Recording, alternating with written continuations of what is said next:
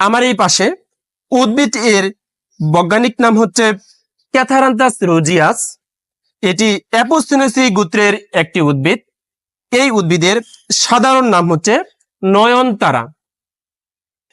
এই উদ্ভিদটি দেখতে সবুজ বর্ণের, বহু বর্ষজীবী, একটু বিরুৎ জাতীয় একটি উদ্ভিদ। সামান্য কাষ্ঠল প্রকৃতির হয়ে থাকে।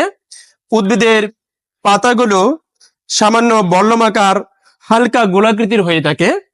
উদ্ভিদের ফুলটি সামান্য সাদা থেকে পার্পল কালারের হয়ে থাকে। চলুন দেখি কি কি রাসায়নিক উপাদান রয়েছে। আমার এই পাশে উদ্ভিদ এর বৈজ্ঞানিক নাম হচ্ছে ক্যাথারান্থাস রোজিয়াস।